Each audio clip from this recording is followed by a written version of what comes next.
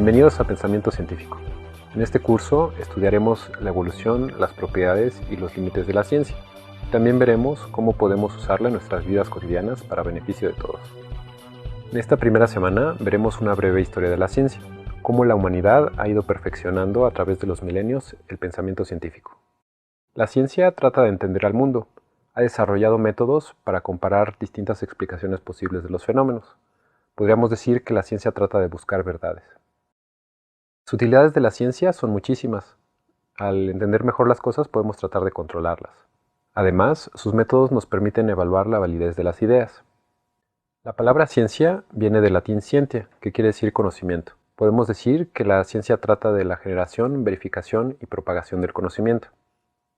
El objetivo de la ciencia es tratar de conocer nuestro mundo, nuestro entorno y a nosotros mismos. Conocer viene del latín cognoscere, que quiere decir saber. Entonces podemos decir que la ciencia nos ayuda a conocer qué es lo que pasa en nuestro mundo, cómo es que pasa y por qué es que pasa.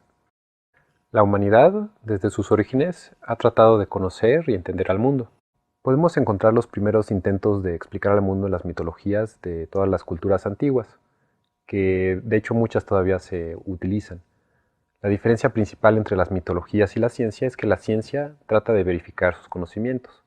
La ciencia siempre duda de sí misma, trata de verificarse, nunca está terminada. De esta manera, la ciencia trata de evitar dogmas, mientras que la mitología da por ciertas sus explicaciones.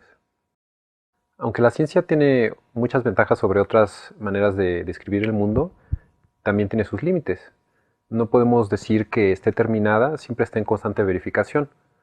Por lo mismo, mientras más cosas conocemos, también se incrementa el número de cosas que desconocemos. Al mismo tiempo que la ciencia nos ayuda a conocer más, nos ayuda a conocer más cosas que no sabemos. El filósofo Edgar Morin ha dado la siguiente descripción de la ciencia.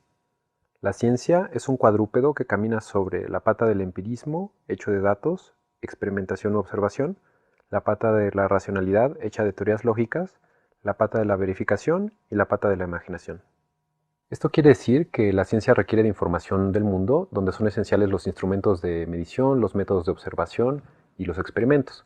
También requiere de razonamiento para poder analizar esta información y también técnicas de verificación para poder contrastar las distintas explicaciones y también cierta imaginación para poder generar las explicaciones.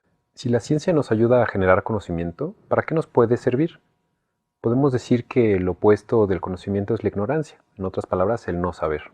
La ignorancia puede verse como la causa principal del sufrimiento humano. Al no saber cómo funcionan las cosas y cómo las hacemos, podemos generar sufrimiento en los demás y nosotros mismos. Es gracias a la ignorancia que pueden existir la ira y la violencia, simplemente porque no nos damos cuenta de sus efectos destructores. Si no nos damos cuenta de cómo es el mundo, no podremos vivir en armonía ni ser felices. La ciencia no solo sirve para construir armas, también sirve para reducir el sufrimiento humano. Al entender mejor a nuestro mundo y a nosotros mismos, podremos evitar conflictos y también ser más felices. No es por nada que tradicionalmente se asocia la ignorancia con la oscuridad, que genera miedo, y al conocimiento con la luz, que nos libera de la oscuridad. Aunque históricamente no estaban separadas y siguen íntimamente relacionadas, es bueno distinguir a la ciencia, la filosofía, la tecnología y la religión. Todas buscan el conocimiento, pero con distintos fines. Ya hemos visto que la ciencia busca la generación, verificación y propagación del conocimiento. La filosofía se enfoca en el pensamiento.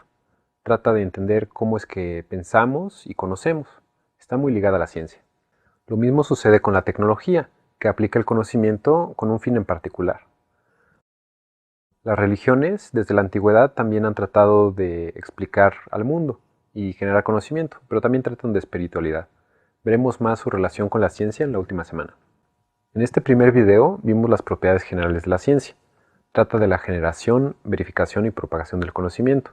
Se basa en la observación y experimentación, en el razonamiento y la lógica, en la verificación y también en la imaginación.